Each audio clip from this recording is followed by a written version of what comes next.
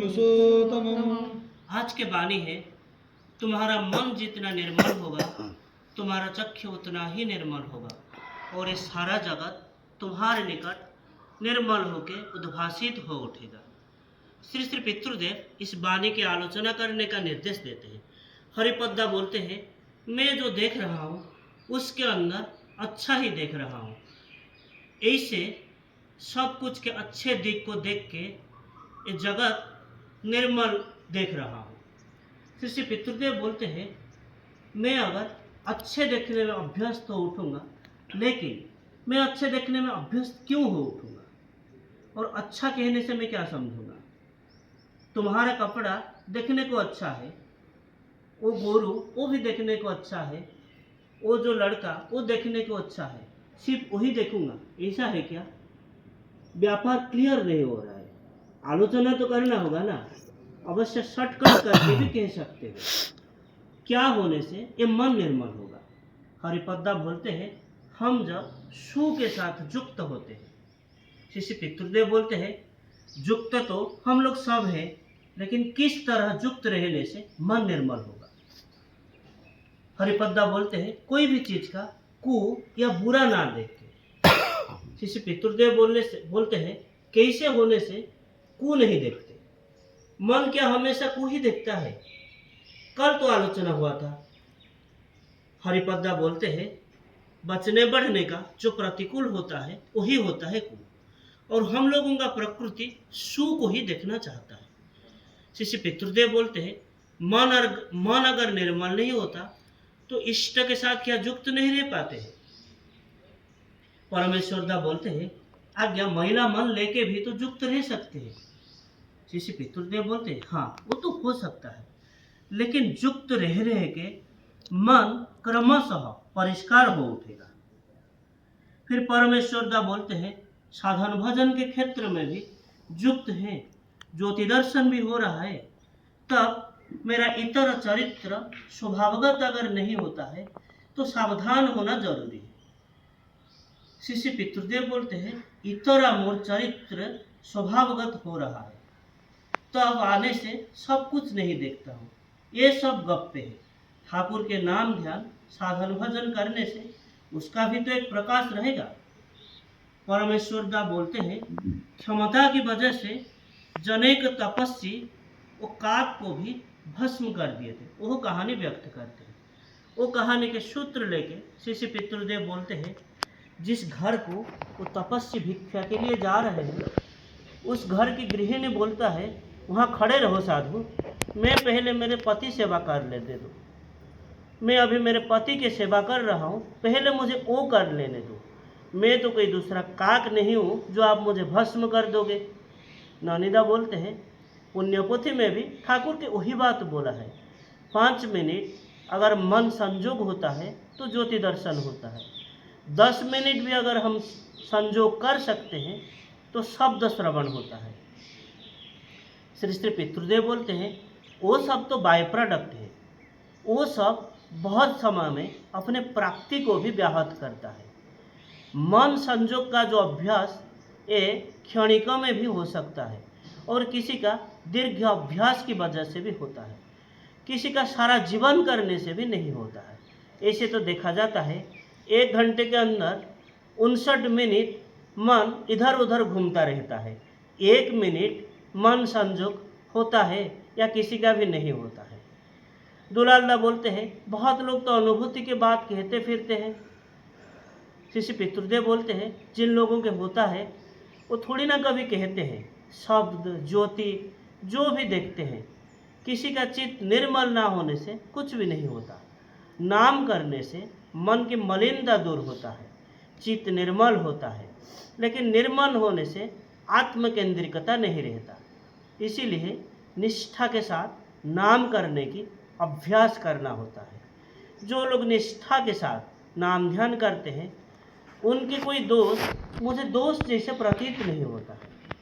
एक दिन ठाकुर के निकट आके देखा, सरोजिनी दत्त माँ उसके नाम पे अभियोग, तो पायखाना में पानी नहीं डालती, बाथरूम परिष्कार करके नहीं रखती, इत्यादि इत्यादि। ये सब सुन के ठाकुर को भी अच्छा नहीं लग रहा था। अस्वस्थ बोध कर रहे थे। फिर मैं बोला, आज्ञा ये कारण से वो मुझे खूब अच्छा लगता है। ठाकुर जिज्ञासु नेत्र में मेरे तरफ देखते रहे। मैं बोला, मैं रात 1 या 2 बजे जब आपके निकट आता हूँ, रोज ही देखता हूँ, बाकी लोग सब सो रहे हैं, लेकिन सरोजिनी दी मशारी के अंदर बैठ के नाम कर रही है। ठाकुर खूब हंस के बोलते हैं, सरोजिनी दी को पूछते हैं, तू भजन नहीं लिया है? फिर वो उत्तर देते हैं, आगे लिया हूँ। किसके निकट से लिया है? फिर सरोजिनी माँ बोल रही है, दया करके आप ही तो दिए हैं, तो फिर तू भजन नहीं करती? आज्ञा ना, सिर्फ नाम ही करता हूँ। फिर ठाकुर बोलते हैं, दूर पागल, भजन लेके भजन ना करने से गुरु होता है। अब श्री श्री पितृदेव पूर्व प्रसंग के सूत्र लेके बोलते हैं, आत्म केंद्रिकता से मन मलिन होता है, लेकिन निस्वार्थ सेवा से मन पवित्र होता है। मैं अच्छा बुरा सब लेके उनके सेवा करता हूँ, ये होता है इष्ट केंद्रिकता। वृत्ति प्रवृत्ति सब रख के उनके सेवा करता हूँ, ये कभी नहीं होता है। उनके सेवा कर करके वृत्ति प्रवृत्ति सारे एडजस्टेड या सुनियंत्रित होता है। परमेश्वरदा बोलते हैं, मैं कैसे समझूंगा कि मैं इष्ट केंद्रित हूँ?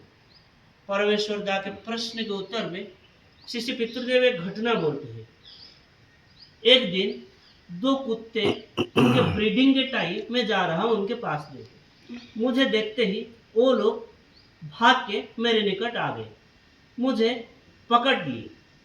फिर जीव मात्र ही आहार निद्रा मैथुन ये तो मुख्य होता है, लेकिन प्रभु के प्रति जो प्यार वो वृत्ति प्रवृत्ति के टान को अतिक्रम कर गया।